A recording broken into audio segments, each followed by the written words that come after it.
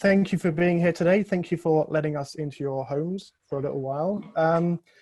There has been a strong creative relationship between the US and the UK entertainment communities for many years. So we are delighted to collaborate today with the African American Film Critics Association and bring two talented colleagues from both sides of the Atlantic together. Small bit of housekeeping, we are recording the conversation. Please use the Q&A function if you'd like to submit a question. And with that said, thank you for being here again. Stay well, stay healthy, and I will hand you over to our dear friends, Gil Robertson and Kelly Carter. Over to you guys. Thanks a lot, Matthew, and thank you, BAFTA-LA, for this collaboration to talk about this great film with two of its leading actors, Chris Ludacris Bridges and Toby Kebbell. How are you guys doing today? Feeling good. Feeling fantastic. Great. Joining me is a colleague of mine from AAFCA, the lovely Kelly Carter from ESPN and Undefeated. Hello, thanks for having me today, guys. So ladies first.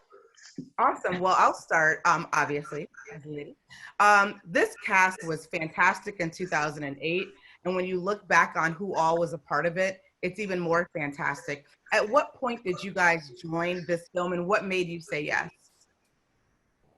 Well, for me, I got the call from Guy Richie because he said I guess he had watched a lot of my videos and he thought that I was a character and he wanted to work with me. So I was kind of surprised by that because I was like, man, being in music videos and being an artist and then having, you know, legendary directors from movies that I love, like, you know, Lock, Stock, and Two Smoking Barrels and all of the great work that he's done. It was just an honor and a pleasure to get that call from him and for him to tell me that he wanted me as a part in this movie. And as soon as I read the script, I thought it was, you know, right along with all the other Guy Ritchie movies. It was very interesting. I knew it would be shot in a unique way. And I just loved the whole spin of it. And it was just one of those that I was like, this would be great to add to my resume. So I said yes, and this was a great time for me to spend in London because I had been there before doing shows, but this was the first time I'd actually stayed there for a good 3 months, and I had gained a whole new appreciation for that country and just working with Guy Ritchie as a whole. So it was an honor and a pleasure. That's why I said yes. Fantastic. Thank you for that, Chris. Toby? For me, it was much earlier on in my career. So I went through the same old traditional auditioning process. I think I went in 4, maybe 5 times. I got to sit with Guy, I got to chat with him, I got to talk about 2 of his other features that had recently come out and hadn't had the same critical acclaim. So he was in a different place, and he felt hungry again, and he was ambitious again, which is always nice as an artist to refine that, you know, to refocus and find that again. So it was a tricky process for me because I'd grown up in an environment where I knew what drug addiction could do. So I had to lose a bunch of weight. Not necessarily that I was, you know, rotund by any means, but, you know, I had to lose a little extra weight. And that was really what I focused on to try and differentiate myself from the other auditionees, because it was a much sought after part and also film. You know, as Chris said, Guy was legendary and doing another film. So it was exciting for everybody. So yeah, it was just the standard process for me. Man, I had to ask Toby, I was like, man, you lost so much weight during that role. In retrospect, I mean, how first of all, how hard was it to do that? Did you get like lightheaded even while you were shooting, and then to gain everything back once you finished shooting? I know it's a 2-part question, but I was just so impressed by, you know, whenever an actor takes it to that extreme for a role, and I was just, man, I couldn't believe, you know, your sacrifice and what you did to make that happen. That made the film, by the way. So please tell me. Thank you, dude. Yeah. It was exactly as you said. It was just that discipline of realizing what my body does. So sprint exercises such as boxing, you know, doing 3 minutes of sprinting, let myself rest. And then, yeah, I actually prepped myself quite in advance, you know, because when I was auditioning, it was about 6 weeks before everyone was going to start shooting. So I got the role. I got those kind of 4 weeks to prep, which was I starved for 7 days to get my body into a state of eating itself, which sounds gross, and it is gross, Wow. but that's the initial part. And then I would eat roughly 50 grams of food a day, so about 180 calories maximum a day. So if I was starving in the morning, I'd have a little oatmeal, a little bit of banana, but just a small amount made with water, no sugar, no cream. And then in the evening, if it hit me then and I was starving then, I'd have like a pepper and some kind of canned fish, either anchovy or tuna. Not delicious, but also both of them just to keep the body suffice with fats, because it's really your brain that, as you said, the lightheadedness. So you need the fat, but it's the carbohydrates at that point. So yeah, my body was just eating, but weirdly enough, I got a lot of energy. So once my body's used to it, when we were filming, you remember that scene where you come get me? Yeah. You both come and pick me up from the thing and I was playing. I actually was not lightheaded at all. I had huge amounts of focus. I was super clear-headed. It's bizarre. That's crazy. How much crazy. food, like, fogs your brain, you know, how much sugar fogs your brain. But yeah. Wow. You guys talk about working with an ensemble. I mean, it was an incredible ensemble environment. What was that like, working with so many of your peers? Well, just because I was lower down the pecking order, I mean, in the sense of how people had achieved. So for me, it was just, it's one of those magic moments when you turn up to a film and everyone you've read the scene of and you see them play it, you're like, oh, it's perfect. It's just one of those magical moments where the casting's so good. Everybody is hitting their note just right. So it's just that ensemble, as you said, was just, it was a magic moment, really. It was definitely a magic moment for me because, you know, working with Tom Hardy and Idris Elba, man, and then obviously, you know, all these people from different walks of life and their craft, you know, coming from different places of the world, and then seeing them continue to flourish and blow up even more after this particular film. So again, I'm so glad that we're doing this, because in retrospect, it's like, wow, just to see people's journey and, you know, where they stop along the way in order to do certain things and how they strategically pick certain roles in certain movies. I just loved it because everything that I do, I just want to learn from it. And what I mean by that is, you know, I've tried to specifically choose and be very detailed about what films that I'm going to be in and understand who's in the supporting cast and understand who the director is, and every single, you know, cinematic experience that I've had is just about soaking up game and learning.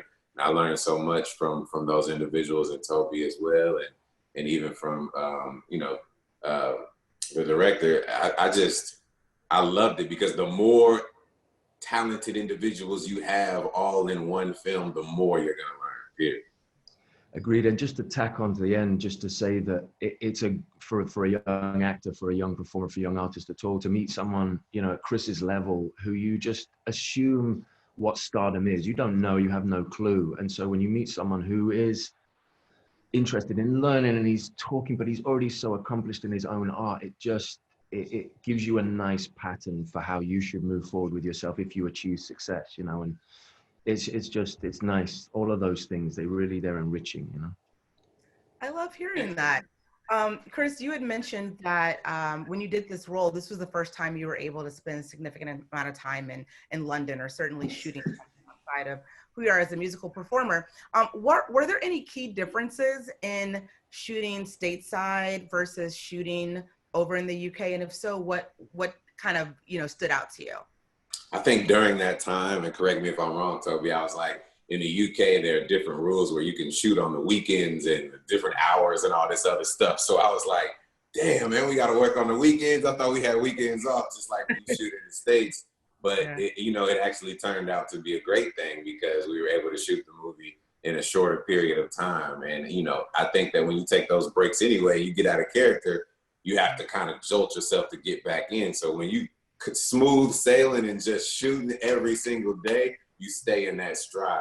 And that was one of the things that I took away from being in London. And, you know, it was one of those things where I always talk about the weather in London, because it's like, there's like this cloud that sits over London during the non-summer months a lot. And let's just say, you know, factually, it may be a little more dreary than, say, sunny California. And so that makes me focus even more, because I'm usually distracted by the sunshine. I always want to be outside. I always want to do certain things. you really become a thespian when you are in the UK, because you are all about that work. There's no distractions, it's about the work. But I've learned to appreciate that about London. And it's like, it's so weird how the things that at first you kind of are opposed to, in terms of I'm so used to sun, and then you get somewhere and your first initial instinct is, man, I wish the sun was out. But you spend more time there and you get so much more of an appreciation to where I miss London right now. We just shot Fast 9 there. And I'm like, there's a certain beauty that comes along with having a certain amount of days without the sun as well. You just switch your whole trajectory of things that you would do. So I know I'm rambling, but hopefully that answers your question. Absolutely, and then some. Please ramble away. I love it. Thank you for that. I'm curious to know Toby's perspective on that, being from London and then coming to America to shoot films with the weather being totally different. Yep. Yeah, I mean, I grew an appreciation because I first shot in New York. So, you know, those New York unions, all those bosses, those guys, there's such dedication and discipline. And yeah, I agree. It's a luxury to get the weekend off. You know, I was just not in a place where I could appreciate it. I don't have a family, you know, so I wasn't in there, you know, I've got to spend time with the kids. It just, you know, I mean, the older you get, the more you appreciate your weekends, I think. So yeah, I mean, starting out in England does do something to your focus, but you know, over here, the crews, the unions, they're so solid, they're so focused, and I think it's useful, you know, it's helpful because it feels like a bonded unit, and all those groups come together to make the whole thing work. But yeah, London's unique in it at all, you know, for where it should. And you know, London is a fantastic town, one of my favorites, in fact. But I mean, Toby, this was a door opener for your career that you know brought you to tremendous success in the United States. The star system is a lot different in the U.S. than it is any other place in the world. Right. What was it like making your first steps into such a new arena? That's a great question. I think I never started out with the ambition to be important as a person, you know? So I think the English class system does something to you, you know? In America, you could walk into a restaurant or a bar and no one really knows who you are unless until you open your mouth or you say something. In the UK, they know who you are when you walk in, you know, so not through fame. I mean, just like, even like I grew up with nothing. So, you know, no television, no car, no telephone. So our house caught fire. We ran down the street to call the fire brigade, you know. So, but they know that about you as you walk in. So I think that system, I think, kind of turned me away from the urge to be noticed as I walked in places. I actually like anonymity. So I think character acting and figuring out what the star system's about, I think there are certain people who are blessed and can do it. It's actually a skill, by the way. You know, like, to be Tom Cruise is not easy. I'm not talking about him as a person, but just like to do that level of stardom, I don't have the character traits necessarily, you know. So it's certainly an ambition alongside what the ambition is. But I think England sets your brain to be, can you be the best actor? So I've never opened a magazine and seen Daniel Day-Lewis doing something and gone, oh, I wonder. But I've always wanted to do a performance of his level. You know, I've always wanted to do what Richie Grant did in Withnail and I. You know, I've always wanted to do what Chaplin did in City Lights, to find that one performance that is so good that I might not be able to do better, you know. So that's really, it depends on the ambition. But yeah, the celebrity system, it's its own unique thing, I think, and I haven't figured it out yet. So great question. I just haven't figured it out. Hey, Toby, sometimes, you know, actors, we do movies and it takes that one movie to kind of catapult you into a whole other category. Yeah. And a lot of people might be ignorant to, you know, movies you did previous to certain films that were kind of like breakout roles. And I just wanted to know from your perspective what ROCKNROLLA did for you as an actor and how the phone might have been ringing once this movie came out. People saw how amazing of a job that you did, you know, before this movie. Because I'm sure you've done amazing roles before it, but everyone on a grand scale may not have seen it. So now they're like all eyes on Toby. Who is this guy who's so amazing? I want to watch everything that he does. Yeah, and to use an American analogy, I think I fumbled the ball a little bit. I think the phone did ring and I got a little stage fright, although not quite stage fright, you know, like People magazine wanted me to do a thing. I was like, I'm not doing that. You know, so I shied away. I actually think I fumbled it a little bit. You know, the phone did ring, it did kind of catapult, but I kind of just caught the ball and fell on the floor. And it's not a self-deprecation. That's just, I didn't really see actually the industry as a whole. I didn't realize my position in it, you know, and knowing your position, knowing your net worth almost, is something you have to learn, you know, and I didn't realize that it was a big industry. I still was in the mindset of, oh, I'm lucky. I'm just lucky to be doing this. And I got lucky. So I got very blessed. I got a call from Steven Spielberg to do War Horse. I got calls from huge people and I suddenly wasn't auditioning. But I want to make a point to say that I miss auditioning because I miss the bits I hate. I know every actor hates auditioning, but there's something that I enjoy about not being comfortable necessarily. Somehow when things get really comfortable, I get a bit like, wait, what's going on? And so when that change happened, I started to think, I need to make this my version of how I'm going to do this. And so, yeah, I didn't do the magazine articles I should have done necessarily, but we did a good one. We did one that a lot of my family saw where we did it for Vogue, which was huge, which was massive. And we went and did a big photo shoot and they flew us in and they dressed us up and gave me a spray tan and, you know, whatever it was just that level of luxury. I guess I wasn't comfortable in myself enough. So, you know, it takes some growth, you know, knowing yourself is just as important. And 1 second, Kelly, we have a question that piggybacks off of this from Nicholas Dalby in the UK. He's mirrors what Ludacris said exactly. He enjoyed your performance in Dead Man's Shoes and thought that you reached a level of performance that was great. Oh man, it's so kind. Yeah, I mean, Dead Man's Shoes was my first acting job. My first acting job actually was a domestic violence campaign I did for Bernardo. It was a commercial, like against domestic violence. And from that, I got a couple of auditions. So I've always had that thing where something happens and a bunch of calls come in. Dead Man's Shoes was just a very lucky role. We were doing a different film. It was all improvised. I got to play a child with autism. My mother worked for the Blind Society and what used to be called, and I'm very unfortunate name, but the Spastic Society, which is now a different thing. But when at Easter, every Easter, I had to go and spend my Easters with autistic kids and kids with Down syndrome, and we'd go rock climbing, we'd go do something. And so I had a vast knowledge of that. So again, it was, sometimes roles are just positioned right and you're lucky to get them, but you just have a background of knowledge that you can add to it that just helps out. Well, I was gonna say, Chris stole my question, which You're good. You're real good, Chris. That was good. You're throwing it back to the journalism days. I love that. But I'm a fan. I'm a fan. What can I say? I gotta ask the questions. I'm a fan. I love it. It was great. But you know, kind of a similarly themed question for you is that a lot of times when people introduce themselves to us collectively as one thing, as you did as a musician, it's very hard for people to see you outside of that. You know, Ludacris the rapper, I would imagine, you know, had a little bit of some hurdles to cross over so that people could see Chris Bridges, you know, the actor. And I would love to know from you, you know, what it is you think that you did that Guy Ritchie, that a director like Guy Ritchie responded to where he would call you to talk to you about this particular film. And at what point did you realize that people were seeing you as an actor as opposed to just a rapper?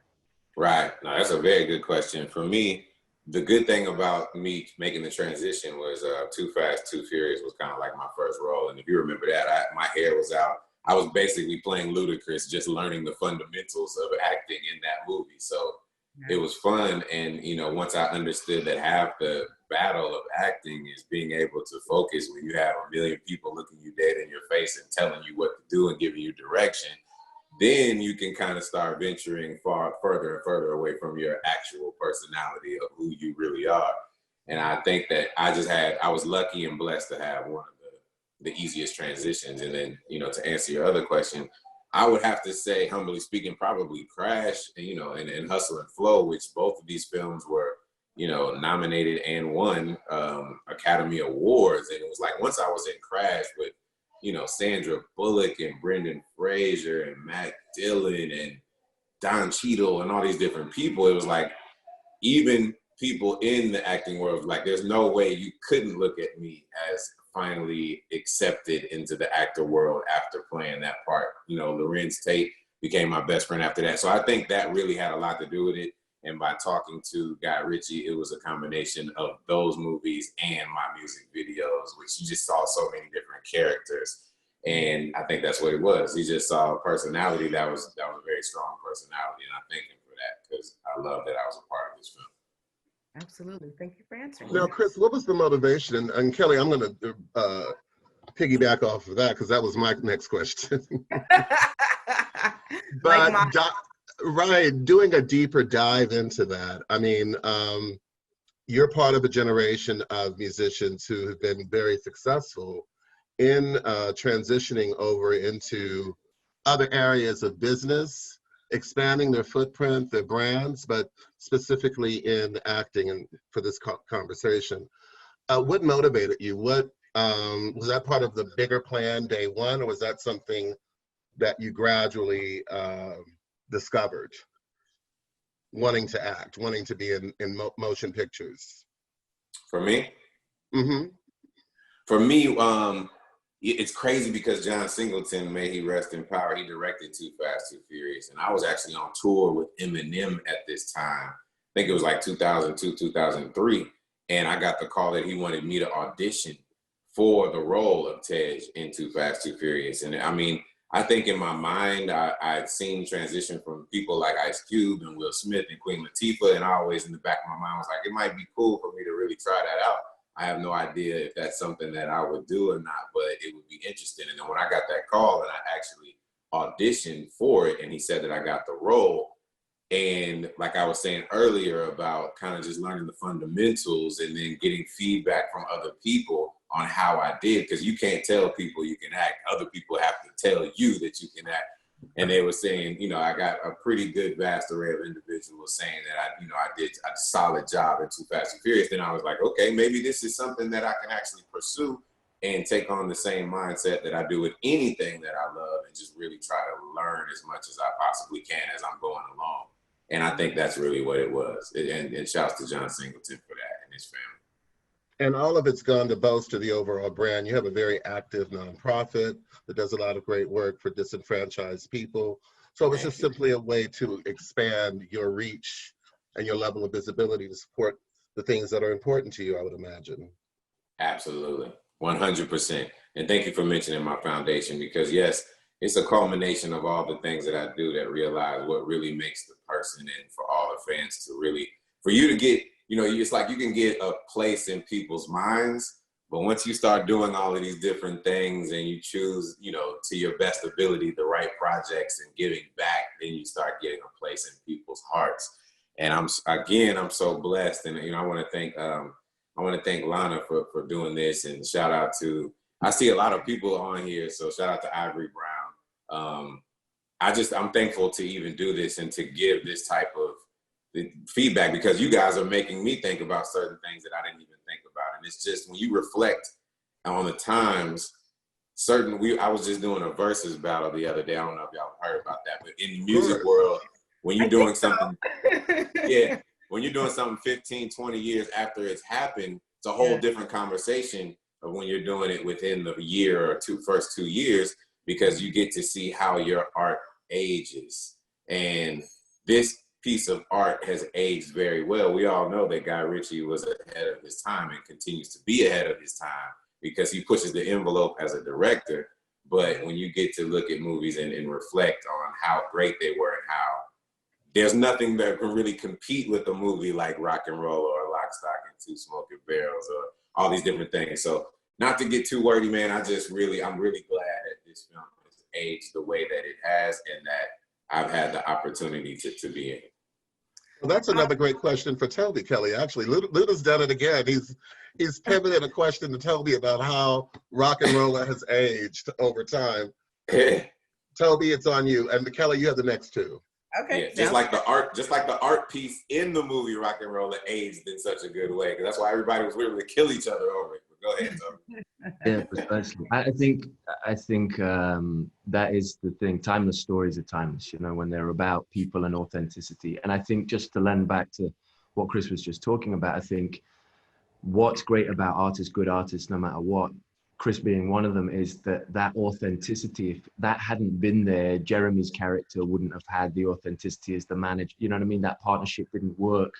Knowing Chris's background and him not giving a nudge to it or winking or making it kind of something spurious, left it to have its authenticity, which allowed actually my character, and actually that role is lent and built up by everyone else's stories about Johnny. You know, it's that makes the character so kind of lovable, even though he's trashed and he's ruining himself and he's chasing this piece of art, which is just the beauty. And actually it's the mindset of chasing all those things. Chasing gold is kind of the crudest version of it, but you know, once it's someone else's art, that's really what he felt as a storyteller. Originally, Johnny, right, Chris, he was called Johnny Story. But there was a rock star from the 70s who had that name, and so they didn't want to get into a legal battle about the name, so they changed it to Johnny Quid, the nickname for a pound coin. So yeah, it was originally a Johnny story. You know, every time he was doing it, it was a Johnny story, and other people would say that. I think all of that got changed, but yeah, when you have that artistry, you know, because I think at the beginning there was a lot of kind of belief.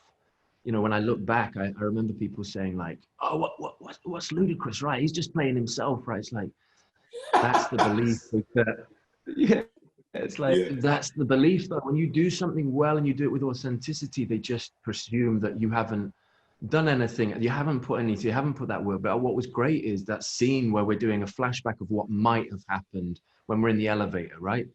And we were shooting that scene. It was so beautiful. Actually, what I noticed about Chris that was so excellent was his ability to take direction, which is not something you can learn necessarily, you can practice, but just that ability to make an adjustment that just clicked it perfectly, because it's a fantasy. We're talking, I'm telling a story about what might happen if they shoot me and they might do this thing.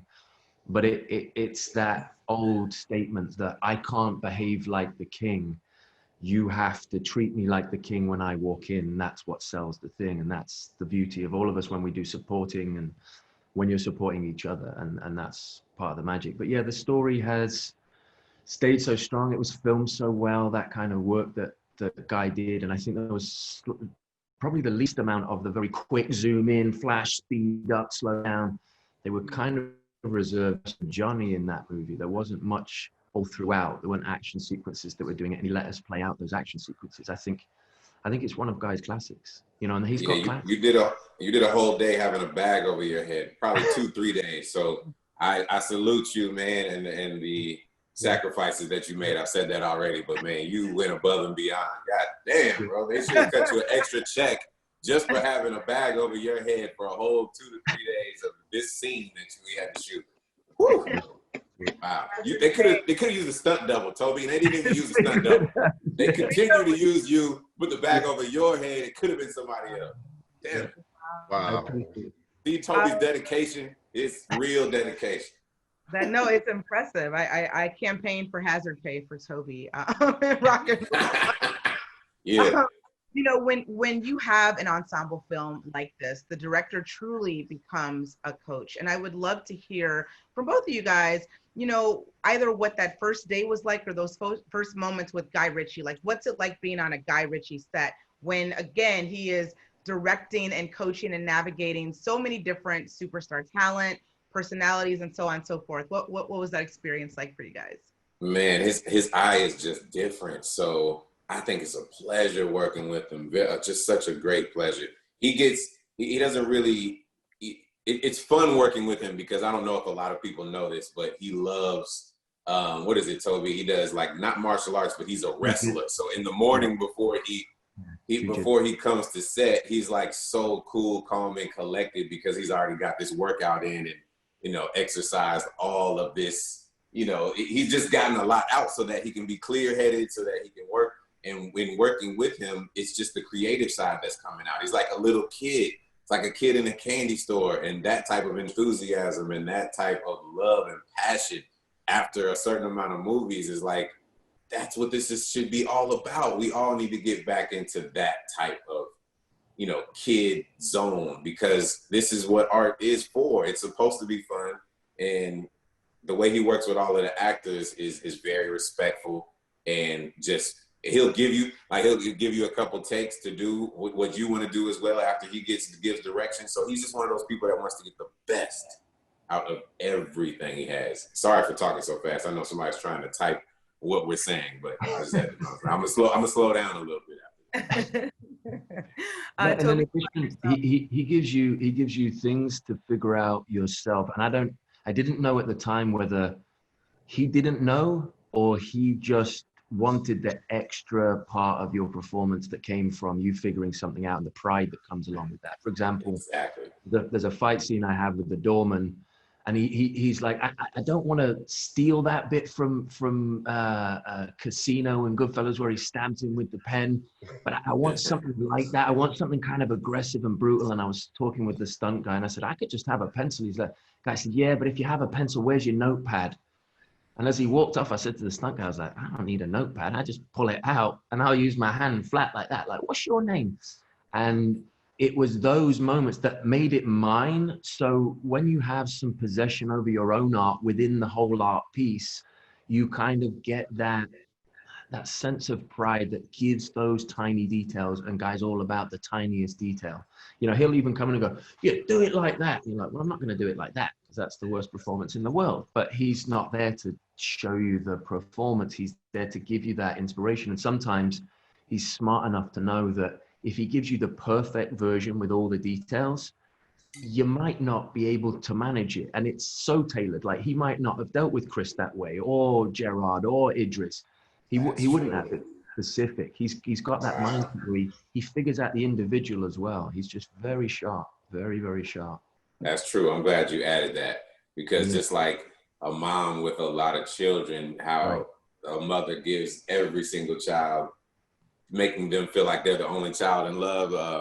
Guy Ritchie does that same thing. And with an ensemble like this and all these different actors, he's kind of knowing exactly what to do and have conversations and how everyone works, and makes it even more comfortable that way by being that way. So, man, I'm glad you said that, because 100% true. We need Guy Ritchie on here, man, to speak for himself and receive all these flowers, man. So next time we're going to have to do that. You know, the amount of adoration that you guys have for one another, for Guy Ritchie, for this ensemble, and for this film is very, very evident. I'm curious to know, you know, how being a part of this film changed you guys moving forward, whether it was in decisions that you made about your own careers, what you said yes to, or maybe how you just kind of moved in life a little bit differently. But how did this film change you? Go ahead, Toby. Well, I was just going to say, for me, it as I said, it was right at the beginning of my career. So I'd done Dead Man's Shoes and Control, a film that had done about a band, and I'd played a manager. So I came into this with that same kind of discipline. And it was the first time I noticed that people who I respected, who were way higher up the kind of, if there was a pecking order, but way more involved in their own artistry, appreciated what you were doing, came and asked, were interested in you as an artist, not as, what are you doing here? And I kind of always felt like a bit of an imposter. But actually, I lend a lot of that to Chris and to Idris, who I'd seen on The Wire. I didn't even know he was English. First of all, didn't know he was English, Idris. So I thought he was American from The Wire. That's crazy, right? So at that point, and even and everybody, they'd all done a performance that I had admired. You know, everybody. So when anybody came up and was talking and asking, I felt accepted. So it was funny. I don't know whether that was the time, but it's rare. It's still very rare. There's a lot of self kind of absorption, and it's out of fear. It's fear-based. But I was in a place, and maybe it's because Guy was driving it and he doesn't work from a place of fear, but kind of everyone's fears had drifted away. And I was dealing with artists who were appreciating one another in a kind of, every time I was on set, there was an appreciation for what we were all doing. You know, we were in some grubby set. We were at Battersea Power Station, which is the landmark, and it is virtually gone now. Yeah. So a beautiful place, but yeah, I mean, that for me, that's what it was. Yeah, for me, I just wanted to work with more creative directors that thought outside of the box, kind of like how Guy Ritchie did. And I also had a love for, at that point, doing ensemble cast of talented people. So, you know, it's ironic that Fast 5 and Fast 6 and Fast 7, where you have just a lot of superstars and a lot of talent all in one, because you go and promote the movie together, you know, and I think it makes the fans want to go see it even more because they get not just one or two of their favorite actors, they get a whole lot. So that's kind of what the effect that ROCKNROLLA had on me. Absolutely. Thank you for that.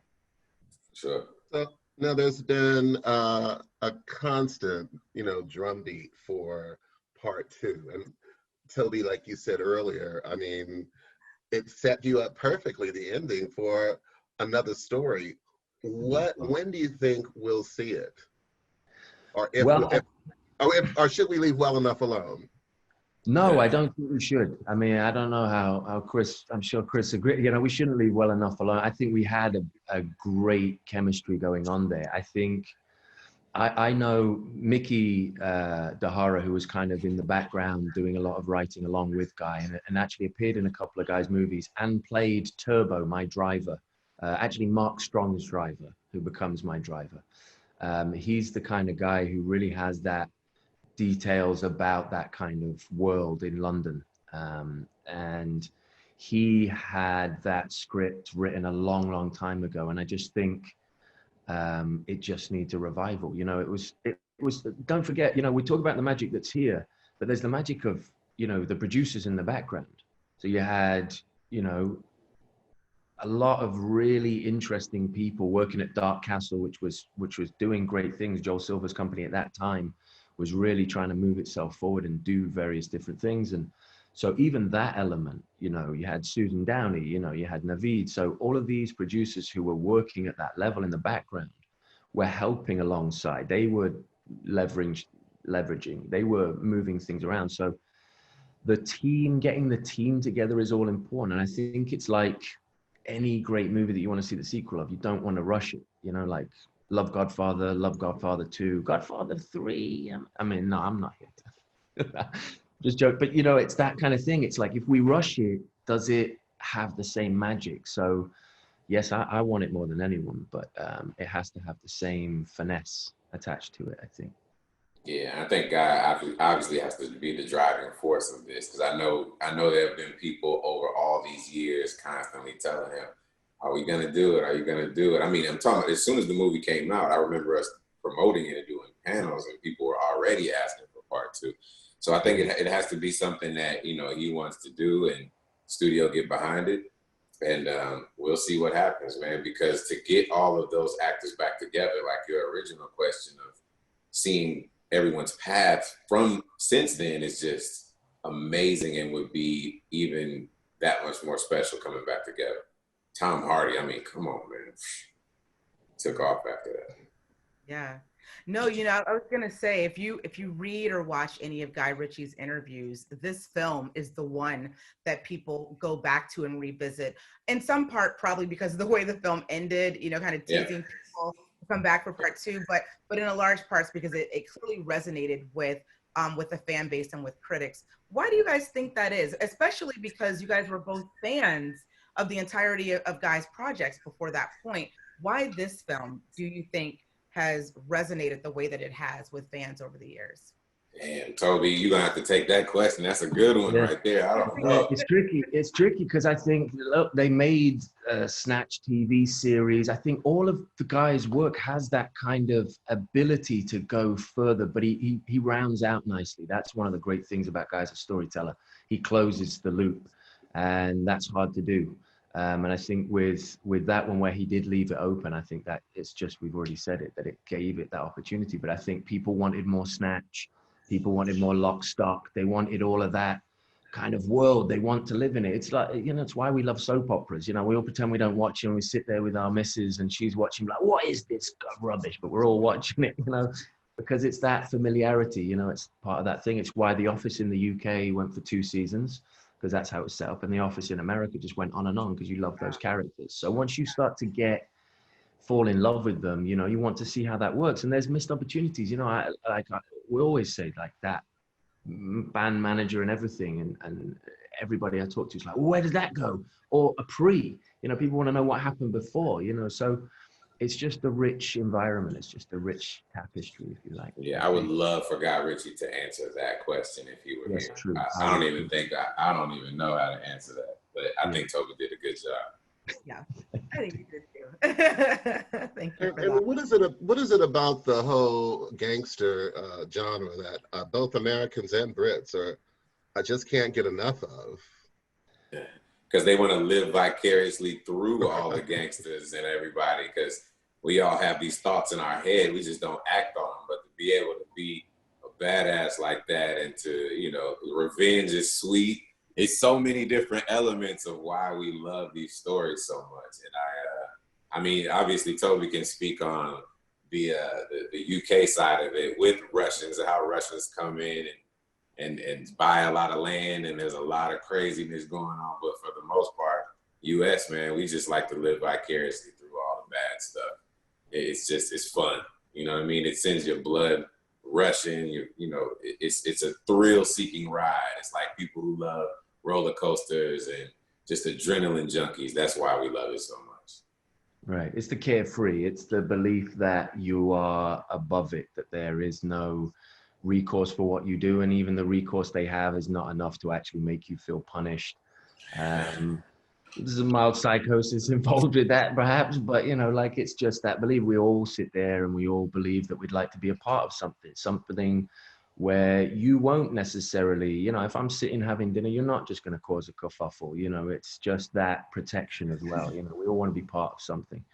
And I think when you get the friendly version, which is me and Chris and Idris and Tom, you know, you sort of go, I like that guy, but reality is slightly different. That's where it should stay, you know, like, it's a very different world when it's real, you know. But I think, yeah, that ability to hear about these legends, you know, this guy he was attacked this many times, or this many things happened, you know, it's also part of understanding that not necessarily superhuman, but people can withstand huge amounts of suffering and still come out with some form of success, because what really is success, you know, it's that gold hunt again, you know. So yeah, I don't know if that answers it either. You know, Toby, hearing you talk about your physical transformation, I mean, it's mind-blowing. Mind-blowing is probably the best word to say that. What I'm curious about from both you and from Chris is to hear about who you were channeling when you were bringing, you know, Mickey and Johnny to life. Like, was there someone, was there an experience? Where were you pulling from to make these guys feel as real and solid as they end up feeling in the film? Toby, you got to answer that one. Who the hell were you? Goodness gracious. I mean, the frightening part, I guess, because I see it as you know, I've managed to go back and watch ROCKNROLLA and be like, that wasn't quite what I wanted to do. And as an artist, what you're always striving for is exactly what's in your brain coming out with your physicality or your words. And I feel I miss a lot. So I'm always striving for that. But when you're doing that, I mean, listen, starvation helps a great deal. It helps you become slightly lucid, like lucid dreaming in a way. So you lose that kind of care for a lot of things. But I think acting, it's important to not be worried that people will laugh at it. And I think that's the difference sometimes between American and English acting, is the worry of ridicule. And I think Johnny actually is on that cusp where if he didn't have enough charm, he'd kind of just be a sad, kind of goofy character. And I think that's what I was trying to channel, is that kind of cusp of, I've met a lot of junkies who are charming, have got a lot of stories to tell. Could you have them in your house and carry on? No. Can they function in society? No. Are they great people? No. Are they morally high ground? No. But do they tell you a great story? Are they awesome? Do they do things where you're like, what? Yes. So it was that element. It was that sort of thing that I was channeling that rests in all of us, and it's tapping into that. You know, we're all capable of anything. That's the frightening thing about the world. You know, that's the beauty of learning, that we're all capable of these things. But open the book and it folds in a big arcing rainbow like that. You can take any page, and given enough time and dedication, you can do it. You know. Yeah. And for me and Jeremy Piven, we were just some promoters that, you know, got caught in the mix of something crazy going on. So we were just channeling. Well, for me, every good and bad promoter that's ever booked Ludacris, I had to channel those individuals for this particular role. Jeremy, you know, he's a thespian, so I don't think it was hard for him. He's definitely one of those guys that studies the art of everything, especially whatever role he dives into. But it was pretty simple for us. It's definitely more, you know, that was more of a Toby question, just because he went to the extreme on his role. But that's the point I'm making. Like with any support, you know, like Johnny isn't that rock and roll star if he doesn't have the two guys turn up and care about him that way. You know, pull him out of a junky crack house. If they don't have that, he's not authentic. And so it's that they lend. And sometimes it feels big and you get to do a big jazzy Johnny Quid performance, but sometimes you're just there to like add those missing pieces, and that's what makes it beautiful, you know? Yeah. You guys, we're going to open it up to some questions from our audience. Okay. Danielle Alexander, for both Ludacris and Toby, do you notice a distinct difference in styles between British and American directors? That's a really good question. Toby, man, I got to hand it to you, bro. Yeah, I mean, honestly, I feel with most American directors, they're fascinated by the artistry that's gone before the history. And I think there's a mild kind of complacency sometimes with British directors, like, oh, we know all the history, we know all the Shakespeare. It's like, well, yeah, but that stuff's important. So I think the fact that Americans have that beautiful confidence and ability to kind of navigate a new path using and borrowing and taking the pieces from the past, I think it's actually incredibly inspiring whenever I work with American directors that way. English directors, Guy's a rarity, because he actually is a little more like an American director. You know, he kind of is trying to forge something new, but he's borrowing from the past and using his knowledges, you know. Yeah, I think Guy was the only UK director that I actually worked with. Everyone else has pretty much been American. So, you know, that was, I think Toby answered it pretty well. I wish I had more experience with, you know, both directors from both countries, but unfortunately I don't. So I feel like he answered that question really well. Kelly, you want to take the next question in chat? Yeah, so sorry, I have to look up here for it. Frederick, back in the day, musicians that acted were called entertainers. Why do you think today's musicians moving into acting is frowned upon? I don't know if I find that to be true, but if you do, I would love to hear you kind of talk a little bit about that. Can you repeat your question? So. Yeah, not a worry. He said back in the day, musicians that acted were called entertainers. I think today moving into acting may be frowned upon.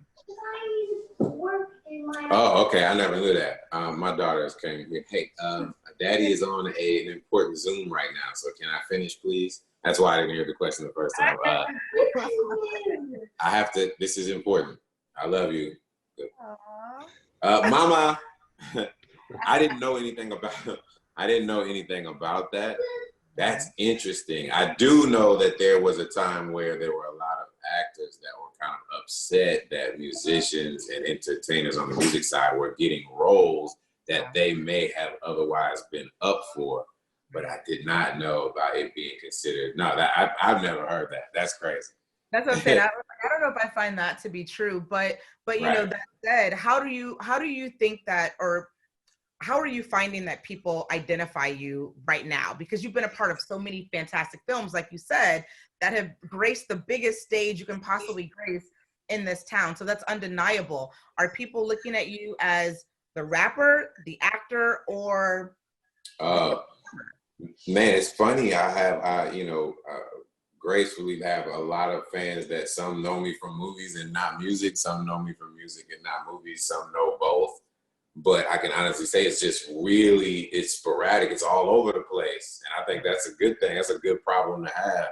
So I don't get upset if I'm out somewhere and someone randomly calls out, not Ludacris, or they might say Tej from Fast and Furious, or they may say this person, or the guy that did the song with Justin Bieber. Like, I have a lot of different names and monikers. I have a lot, but I don't get upset on any of them. It just means that what's hard is when somebody is known for one thing and they get called that all the time, no matter where they go. So for me to have, 3 or 4 different, very popular names, I love it. Love that. Okay, love that. I think I don't want to throw the word jealousy or anything like that, but it's hard for anybody to understand somebody could be multifaceted and be graceful about it. That's the hard thing. Like, he's such an awesome, nice, kind dude that when you're talking to Chris, you're like, but wait, doesn't multifaceted come with a big ego? And I think that's very hard, because usually there's this kind of smugness about being multi-talented, and it's actually dying out. So maybe that's what the attempted question was, that it's nice that a lot of really talented people are less smug, perhaps. And Toby, we have one from you, from Paul Madison. Hi, Toby. I heard you learned to play piano for ROCKNROLLA. Right. Do you still play, and any chance of a music collab with Chris? This is a professional, and I am below amateur. I learned one piece because I wanted the finger work on the piano to be correct. It's just a part of being dedicated. I wish I had musical talent. I think that often happens with actors, that they wish they had it. And so then when someone does have it, you're like, how does he have that? So yes, I always wanted to be able to learn the piano, and I didn't want it to end up not being me. But I learned a piece by Nyossien that they couldn't, not by him, but that's what the piece is called. But they couldn't get the rights to it. So my fingering actually isn't accurate. And I think it's a mix between different things. But yeah, I'd seen The Pianist, I think, just before that. And I saw that piece where it pans out from his hands. And I thought, that sells it. That just makes the character whole, But no, I unfortunately can't sing. I can't dance either. Hilarious. I'm unskilled coordination-wise, but yeah. I have a feeling I would love that, though. Let's do it anyway, Chris. Right. You would melt into the role of a dancer, I feel like. Exactly. Too funny. Kelly, another one of the questions from our audience. Let's look up there and see. I'm missing the question, Gil. I'm sorry, my computer just decided just now to go under chat. I'm in the chat.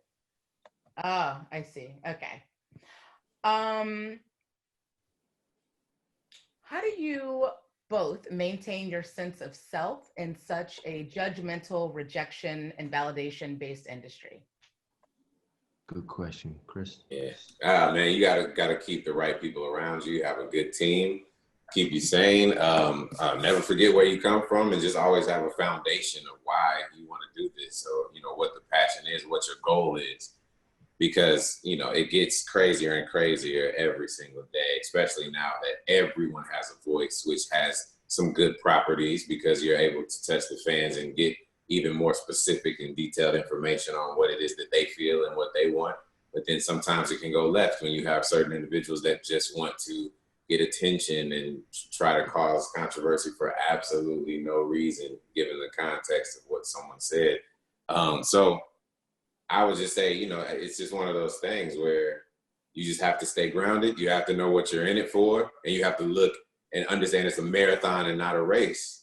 Because if you get caught up in the simple things, then your mind is not going to be able to focus on what the bigger picture is.